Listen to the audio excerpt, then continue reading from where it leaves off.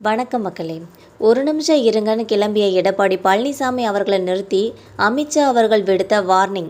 Stun ஆகிட்டாங்க எடப்பாடி பழனிசாமி அவர்கள். இந்த தகவலை பற்றி இந்த வீடியோவில் பார்க்கலாம் வாங்க.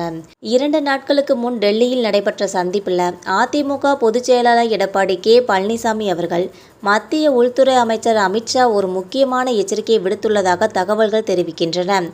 அதிமுகவில் இருந்து சில உறுப்பினர்களும் மூத்த தலைவர்களும் ஆளும் திமுகவிற்கு மாற வாய்ப்புள்ளது என்று அமித்ஷா அவர்கள் இபிஎஸ்ஸிடம் தெரிவித்ததாக அரசியல் வட்டாரங்கள் குறிப்பிடுகின்றன. இந்த விவகாரத்தை இபிஎஸ் தீவிரமாக எடுத்துக்கொண்டு இது போன்ற அரசியல் இழப்புகளை தடுக்க உரிய நடவடிக்கை எடுக்க வேண்டும் என்றும் அமித்ஷா அறிவுறுத்தியுள்ளார். இந்த ஒரு நேரடி சந்திப்பு அரசியல் அரங்கில் பெரும் கவனத்தை பெற்றுள்ளதனே சொல்லலாம். இரு கட்சிகளுக்கும் இது ஒரு முக்கியமான காலகட்டம். கடந்த சில நாட்களாகவே மீண்டும் அதிமுக உட்கட்சி பூசல்களாலும் வலுவான தலைமை இல்லாததாலும் சவால்களை சந்தித்து வருகிறதுனே சொல்லலாம். மறுபுறம் தமிழகத்தில் தங்கள் தளத்தை விரிவாக்க பாஜக முயற்சிக்கிறது. ஆனால் அதிமுக உடனான அந்த கூட்டணி சுமூகமாக இருந்ததில்லை. எடப்பாடி பழனிசாமி அவர்கள் அமித்ஷாவை சந்தித்துவிட்டு வெளியே செல்லும் முன் கொஞ்சம் இருங்கள் என்று கூறிவிட்டு அதன் பின் உங்கள் கட்சியை விட்டு சிலர் போக போகிறாங்க, கவனமாக இருங்கன்னு சொல்லி அமித்ஷா கூறியதாக தெரிய வருகிறது.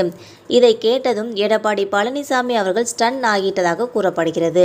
அமித்ஷா அவர்கள் தன்னோட எச்சரிக்கையில் மிக தீவிரமாக இருந்ததாக தகவலறிந்த வட்டாரங்கள் தெரிவிக்கின்றன.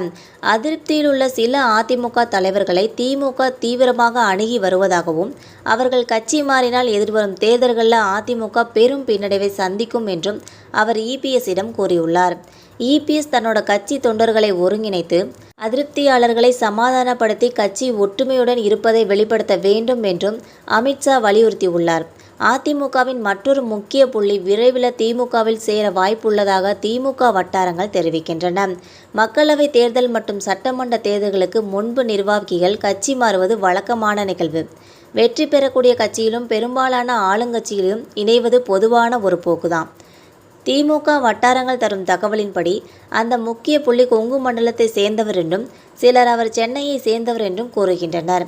அவர் மீது சில வழக்குகள் நிலுவையில் உள்ளதாகவும் பாஜகவுடன் அதிமுக கூட்டணி வைத்ததை அவர் விரும்பவில்லை என்றும் கூறப்படுகிறது.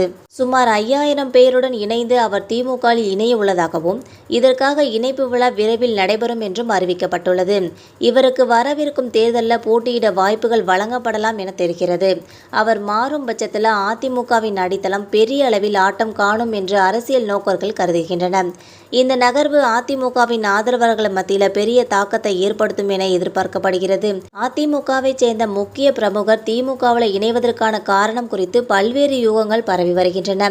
கட்சியின் கொள்கைகள் மீதான அதிருப்தி, பாஜகவுடன் கூட்டணி வைத்ததில் எதிர்ப்பு, பதவி கிடைக்காத விரக்தி, நிலுவையில் உள்ள வழக்குகள் உள்ளிட்ட பல காரணங்கள் கூறப்படுகின்றன. இந்த நிகழ்வுகள் அரசியல் வட்டாரத்தில் பெரும் விவாதத்தை ஏற்படுத்தியுள்ளன. இந்த வீடியோ உங்களுக்கு பிடிச்சிருந்தா மறக்காம சப்ஸ்கிரைப் பண்ணி பெல் ஐகானை கிளிக் பண்ணி வச்சுக்கோங்க.